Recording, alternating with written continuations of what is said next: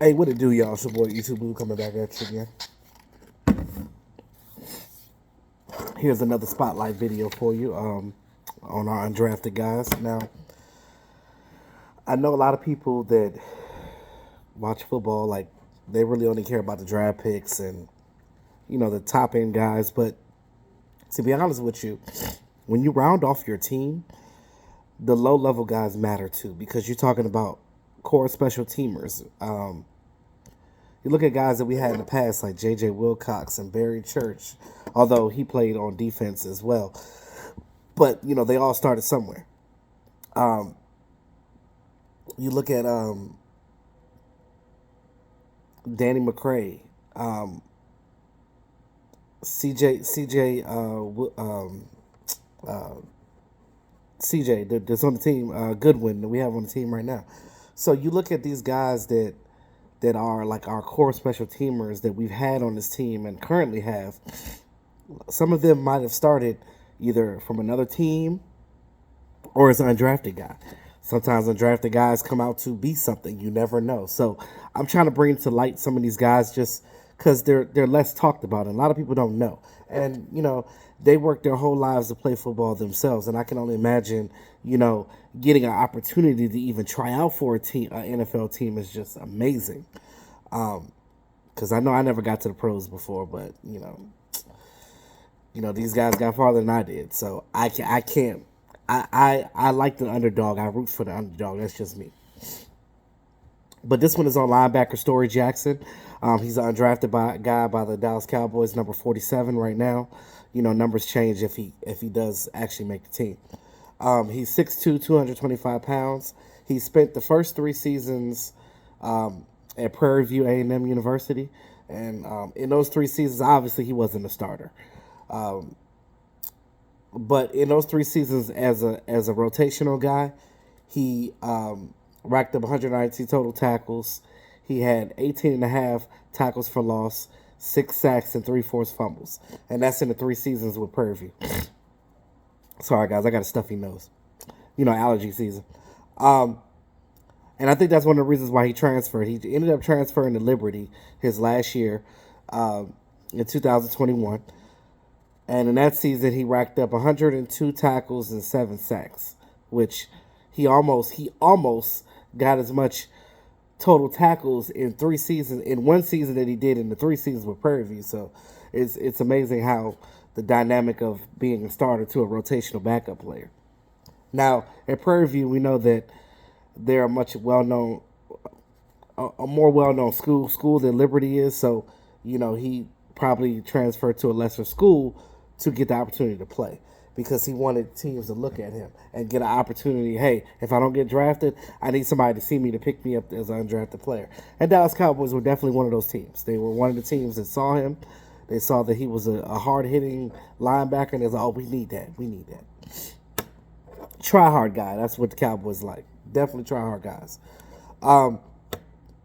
You look at the depth chart right now. We got Micah Parsons, Leighton Vander Esch, Jabril Cox, Luke Gifford, Devin Harper, and Damone Clark. Now, we know Damone Clark's, he was a draft pick, but his injury, he may or may not play this season.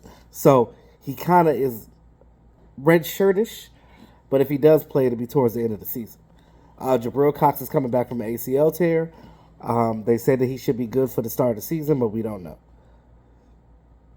I think LVE is going to play better in this system because he finally has a season where more than one season he's had with one defensive coordinator.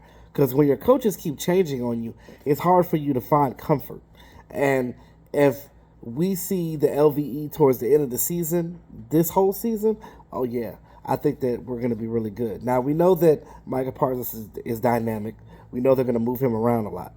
So who else can make this squad and step up and be that linebacker to fill that void in that back area?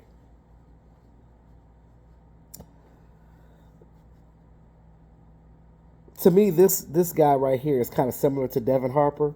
He's a sturdy linebacker, hard-hitting guy. So I think he's going to be definitely pushing time with Devin Harper. As you know, Devin Harper was our last draft pick. Right? Yeah. So I'll tell you this.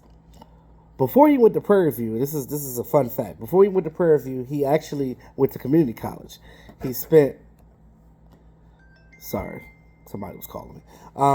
He spent the 2016-2017 season as a DB, actually, at Hutchinson Community College in Kansas City.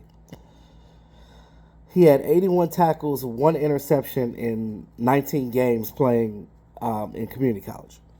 And he also attended Olave North High School in Kansas City, Kansas. Now, those of you that don't know the Midwest like that, there's two Kansas. Well, it's not two Kansas City. Kansas City just spreads across both Kansas and Missouri. There's a Kansas City, Kansas, and a Kansas City, Missouri.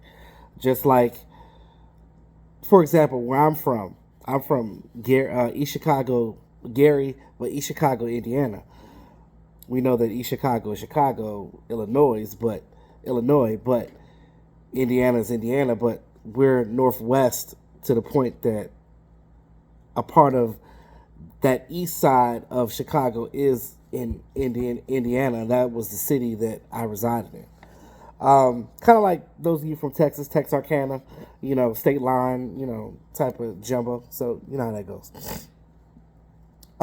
So one thing about him, he's definitely a hard-hitting linebacker, very violent, athletic player.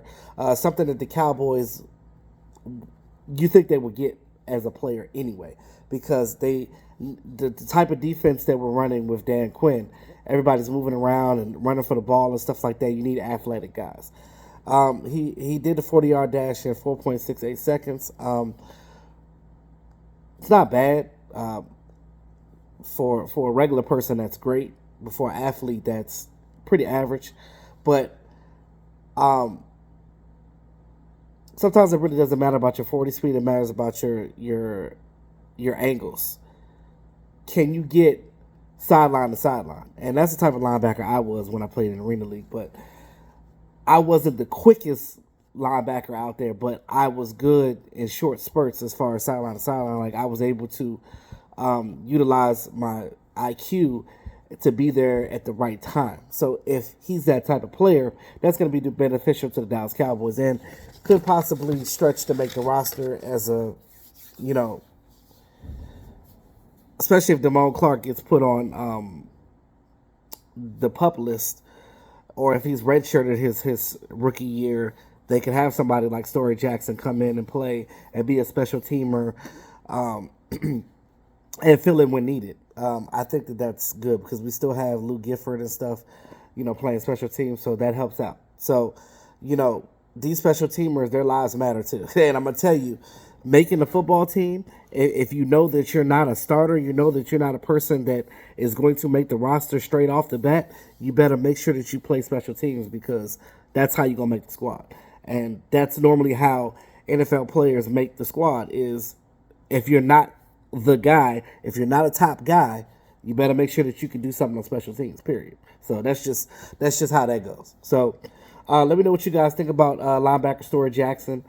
Right now his number is 47, so if he makes the roster, then he could potentially be a different number. As people move around the shift, you know how that is, because we had a lot of guys change their numbers this year. So, and I know some of you guys probably didn't realize that, like Anthony Brown and Jordan Lewis, they all changed their numbers. So they're all like single-digit numbers. So it's like weird. It's like 1, 2, and 3. It's like weird. So it's yeah. And then, of course, we know Diggs is 7, so they're all like single-digit numbers, so it's really weird. I told you guys before how I felt about the number change. I wasn't really big on it because I'm a type person, I can identify what position you play by your number, and that was just something I grew up on, and, them changing it like that to the college style is just so weird, but, to each his own. The players love it because they can go back and play and utilize their college numbers. They're not mad. Hey, as long as they're happy and they're playing well, that's all I care about. But like I said, in the comment box, let me know what you think about Storey Jackson and the series that I'm doing in general. I'm going to be doing more of these videos, doing undrafted guys and some of the back-end draft picks as well. I think up until Jake Ferguson. So Jake Ferguson and back. Because everybody else, I think, is solidified a roster spot pretty much. We know that Tyler Smith ain't going nowhere. We know that Sam Williams ain't going nowhere. We know that Jalen Tolbert ain't going nowhere. And Jake Ferguson, he more than likely will make the roster too. So, but I'm still going to do one on him just because he's a different tight end that we haven't had, and it's good to talk about. But like, share, subscribe to the channel. It's your boy E2 Blue, always keeping it real. Y'all have a great day. Peace.